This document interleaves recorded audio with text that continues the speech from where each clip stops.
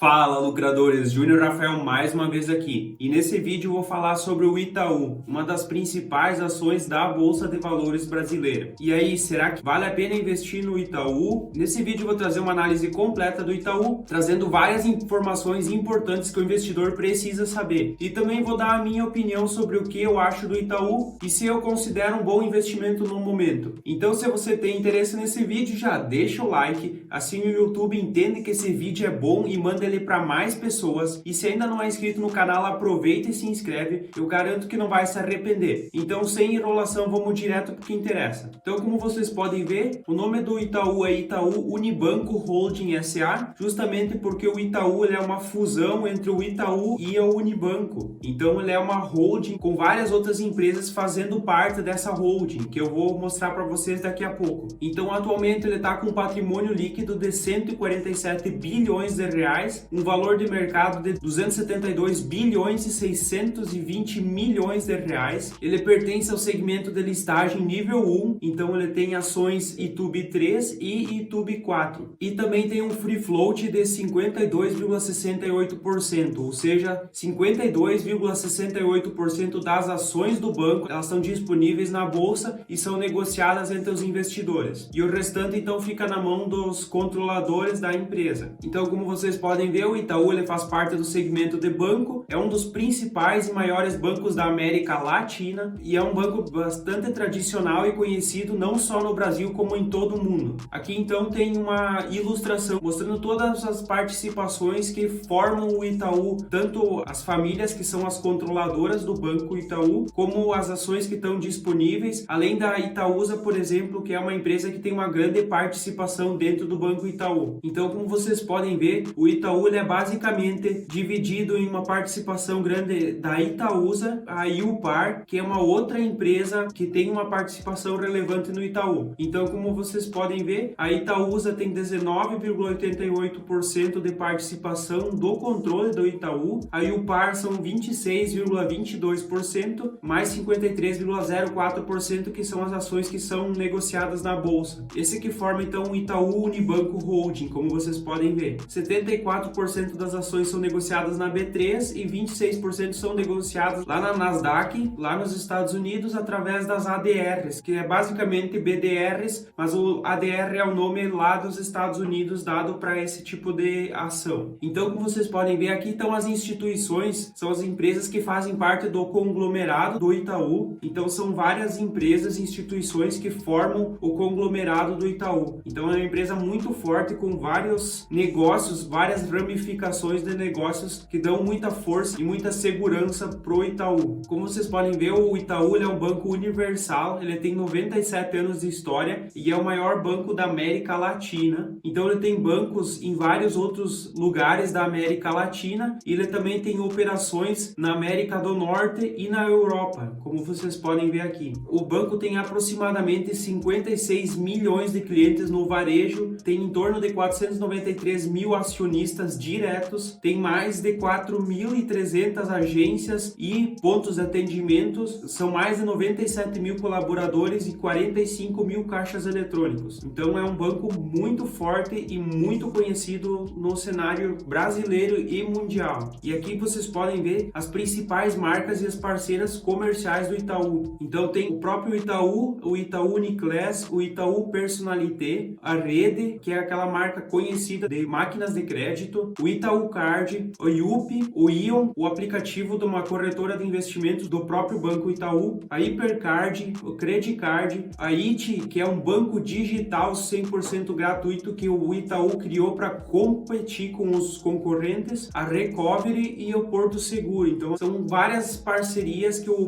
Itaú tem e várias marcas que ele utiliza para dar força e solidez na marca Itaú. Então o Itaú ele busca bastante trabalhar com a satisfação do cliente e eles acreditam que o cliente é o centro de todo o negócio. Então eles trabalham muito buscando o feedback do cliente e tentam entender o que o cliente está procurando para trazer cada vez um serviço mais competente. O Itaú ele quer ser comparado com as melhores empresas do mundo em satisfação do cliente, que por exemplo a Amazon, a Netflix, a Apple, a Starbucks, a Tesla. Então o Itaú está investindo bastante e buscando sempre ouvir o cliente para melhorar cada vez mais os serviços serviços e ser considerado uma marca de excelência no atendimento ao cliente. Os aplicativos do Itaú estão entre os mais bem avaliados nas lojas de aplicativo, e aqui tem as notas dos aplicativos tanto para Android quanto para o sistema iOS, mostrando que os aplicativos têm notas altas e que eles conseguem trazer um serviço de qualidade para os clientes. Então, como vocês podem ver aqui, o Itaú ele preza muito pela qualidade no serviço, e também com a competição dos bancos digitais, ele está investindo e se esforçando bastante para ter o melhor serviço digital do mercado. Ao contrário do que muitos acreditam que o Itaú pode ficar para trás com os bancos digitais surgindo, pelo contrário, como o Itaú tem muita força, muito dinheiro para competir, ele está investindo pesado para poder atalhar esse caminho e poder competir em alto nível com os concorrentes dele. E o Itaú ele tem um sistema que no passado ele tinha uma monitoria tradicional. As ligações eram monitoradas por pessoas e eles acompanhavam o feedback dos clientes. E agora eles têm um sistema todo automatizado e eles têm uma tecnologia que é capaz de transcrever as ligações e analisar os textos que os clientes deixam sobre o atendimento do Itaú. Então assim, eles conseguem ter uma base de dados muito grande para poder analisar e melhorar esses serviços sem demandar muitos funcionários trabalhando no atendimento do cliente. Eles acabam economizando uma quantidade muito relevante de capital e conseguem automatizar e melhorar o serviço deles. Então, como eu falei já para vocês, o Itaú ele criou o iti, que é um banco 100% digital com conta gratuita e diferenciada. Como vocês podem ver, a abertura é muito rápida para fazer em até 4 minutos. Eles oferecem conta pagamento, saque digital no banco 24 horas, o Pix, pagamentos, recarga de celular, cartão da conta, cartão de crédito, crédito pessoal. Ainda está em beta porque esse aplicativo é novo, então tem muitas funcionalidades que ainda vão ser criadas pelo Itaú e que estão sendo testadas. Uma coisa bastante importante aqui é que o Itaú ele busca ter uma representatividade de várias raças e gêneros, e isso aqui é muito importante porque existem estudos comprovando que a diversidade de pessoas em uma empresa ela traz mais resultados positivos. Basicamente, ter pessoas que pensam do mesmo jeito ou agem do mesmo jeito, isso costuma engessar uma empresa e acaba cometendo erros e tem um pensamento muito engessado. Com essa diversidade, existem ideias diferentes e aí que pode surgir novas ideias de negócio e também consegue se adaptar mais rapidamente a alguma nova tecnologia, uma novidade que surge. Então a diversidade ela é muito importante para o sucesso de uma empresa. O Itaú ele tem uma rede de distribuição bem ampla no Brasil, focada principalmente no Sudeste. Então, como vocês podem ver, são 3.877 agências e pontos de atendimentos no Brasil. 3% delas está no Norte, 8% no Nordeste, 7% no Centro-Oeste, 67% no Sudeste e 15% no Sul. Então, basicamente, o Itaú tem foco no Sudeste e Sul, mas não deixa de estar presente em todas as regiões do Brasil. Aqui, então, eu peguei os destaques do trimestre do Itaú. A carteira de crédito ela está em 906,4 bilhões de reais, foi um aumento de 4,2%. O crédito imobiliário pessoa física teve um aumento de 12,1%. O financiamento de veículos para pessoa física teve um aumento de 4,5%. O segmento agro teve um aumento de 11,2% no trimestre. A margem com clientes foi de 16,2 bilhões de reais, então foi um aumento de 1%. O custo do crédito foi de 4,1 bilhão de reais, então foi uma queda de 31,9%, e é muito importante que o custo do crédito tenha diminuído, porque com a pandemia esse custo ele ficou muito alto, principalmente pelo risco que ficou maior por causa da crise econômica que aconteceu com a pandemia. E a margem com o mercado ela foi de 2,5 bilhões de reais, então foi um aumento de 57,1%, e as despesas não decorrentes de juros ela foi de 12,4 bilhões de reais, uma queda de 6,6%. Então eles tiveram no primeiro trimestre de 2021 uma aquisição de clientes digitais de mais de 3,7 milhões do iti, que é o banco digital do Itaú, mais de 5 milhões de clientes em março de 2021 e mais de 2 milhões de novos clientes no primeiro trimestre de 2021. Então eles tiveram um resultado recorrente gerencial de 6,4 bilhões de reais, foi um aumento de 18,7%, e um ROI recorrente gerencial de 18,5%, que foi um aumento então de 2,4 pontos percentuais percentuais em relação ao quarto trimestre de 2020. Então todos esses destaques são comparando o primeiro trimestre de 2021 com o quarto trimestre de 2020. Aqui então eu quero destacar o investidor que fez um investimento de R$100 no Itaú. Como vocês podem ver aqui no gráfico, a primeira linha laranjada é eu pegando um investimento de R$100 feitos lá em 2008, quando foi feito o anúncio da fusão do Itaú com o Unibanco, até o dia 31 de março de 2021. Então R$100 investidos nas ações do YouTube 4 com o reinvestimento de dividendos. Atualmente o investidor teria R$501. Se o investidor tivesse feito uma cesta de investimento em bancos com o reinvestimento de dividendos, aqueles mesmos R$100 valeriam hoje R$440. Esses R$100 investidos nesse mesmo período no índice Ibovespa, ele teria R$313. Aqueles R$100 investidos em dólar, o investidor atualmente teria então R$269, e aqueles R$100 investidos em CDI atualmente seria de R$295. Então o investimento no Itaú se mostrou a melhor opção entre todas essas comparações aqui, mostrando que é um investimento que já por vários anos vem trazendo um retorno muito bom para os investidores. Aqui então eu trouxe o gráfico da receita do Itaú. Eu considero muito importante ver se a receita de uma empresa ela vem crescendo, e como vocês podem ver, em 2016 a receita do Itaú com prestação de serviços era um pouco mais de 30 bilhões de reais, e ela foi aumentando, chegando em 2020 perto dos 40 bilhões de reais. Então essa receita ela crescente, ela é muito importante, principalmente da prestação de serviços, que é uma das principais fontes de receita de um banco. E os resultados de operações com seguros, previdências e capitalização, ele veio praticamente se mantendo nos últimos anos. Isso é bem comum de acontecer. E aqui eu quero trazer o ponto mais importante sobre o Banco Itaú. O lucro líquido ele caiu bastante no ano passado, só que existe um motivo principalmente contábil para esse lucro ter caído. Não foi afetado pela pandemia. O principal motivo é contábil. Como vocês podem ver aqui, o gráfico em laranjado escuro ele representa o lucro líquido recorrente. Desde 2015, a cada trimestre o resultado ele vinha aumentando até o quarto trimestre de 2019, quando chegou perto dos 7,5 bilhões de reais. E aí no primeiro trimestre de 2020 ele caiu bastante, praticamente pela metade, e assim em 2020 ele foi bem abaixo, e no quarto trimestre de 2020 ele superou de novo 5 bilhões de reais, e agora já para o primeiro trimestre de 2021 já passou dos 6 bilhões de reais e deve voltar para o mesmo patamar que estava antes da pandemia. E o segundo item aqui que está comparando no gráfico é a despesa de provisão para créditos de liquidação duvidosa. Então isso aqui é basicamente uma provisão que os bancos fazem de uma possível perda que pode acontecer. O banco ele lança contabilmente, existe uma possibilidade dele perder um certo valor por inadimplência, por empréstimos que ele vai fazer para clientes, para empresas que não vão